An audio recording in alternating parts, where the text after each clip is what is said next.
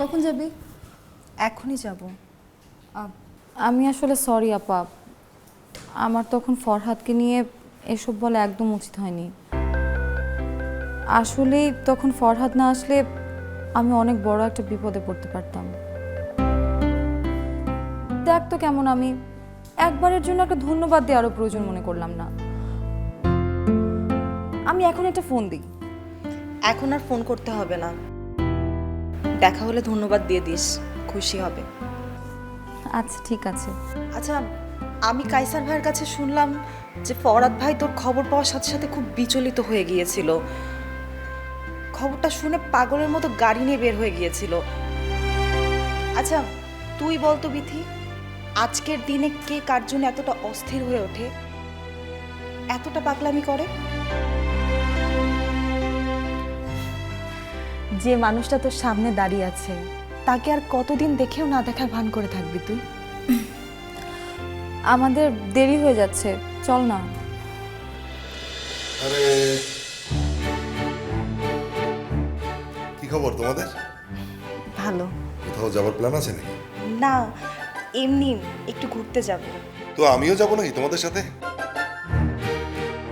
আজ বিধির সাথে যা হলো, তারপর আর কিছু হবে না, আমরা যেতে পারবো। আচ্ছা, বিথিদের রেজাল্ট কবে দিচ্ছেন আপনারা? সেটা তো আর আমি বলতে পারবো না, সেটা বলবে ফরহাদ। উনি কিভাবে বলবেন? উনিই তো বলবেন, কারণ খাতা যে উনি দেখছেন। পরীক্ষার খাতা উনি দেখবেন? হ্যাঁ, কেন, তাতে কি তোমার কোনো সমস্যা আছে নাকি?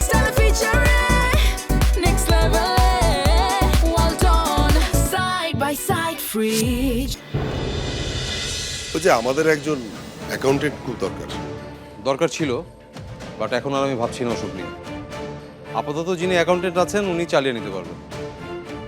আরে কি বলো তুমি? তুমি না সেদিন বিতির নাম প্রস্তাব করলে এই পদের জন্যে। হ্যাঁ বললাম তো, এখন আর অফিসে এরকম কাউকে দরকার নেই।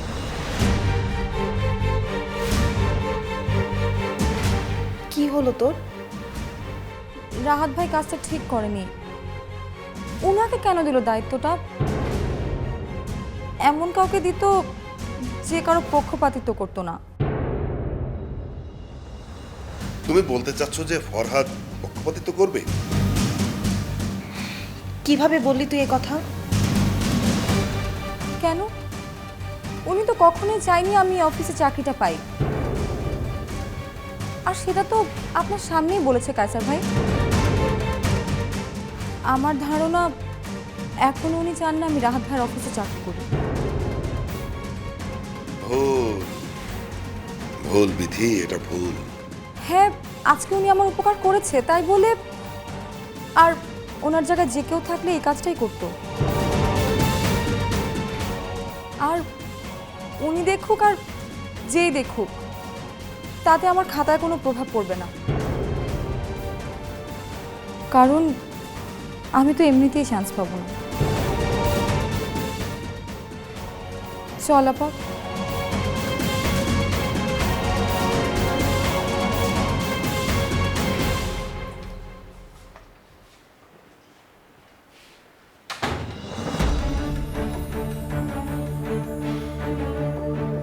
এতদিন ভাবতাম যে ফরহাদই বোধহয় ভুল করছে, কিন্তু আজ মনে হচ্ছে ফরহাদকে অবিশ্বাস করে তুমিও ভুল করছো বিধি।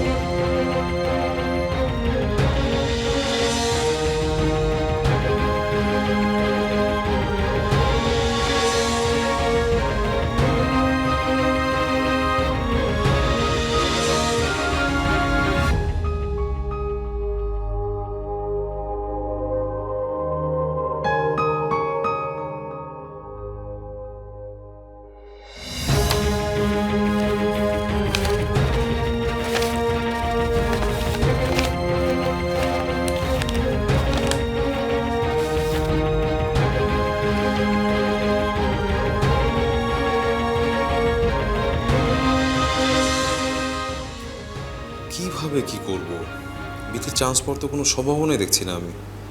এতগুলো প্রশ্নের উত্তর না দিয়ে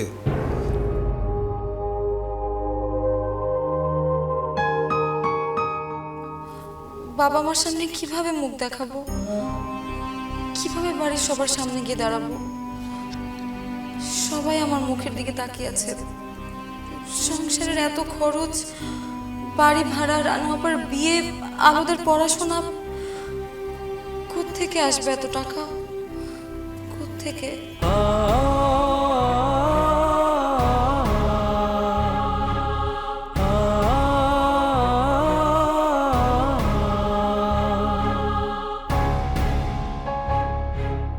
দেখলি তো আম্মা, মা যা বলেছিল তাই হলো। আমাকে দিয়ে আসলে কিচ্ছু হবে না, একটা অকর্মা আমি।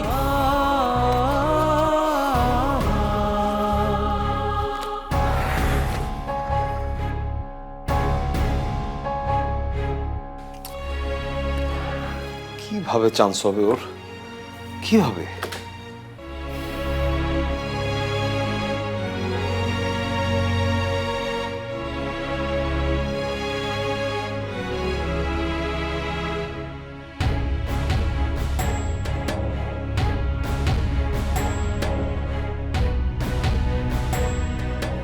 আই এম সরি বিথি, আমি সত্যি দুঃখিত।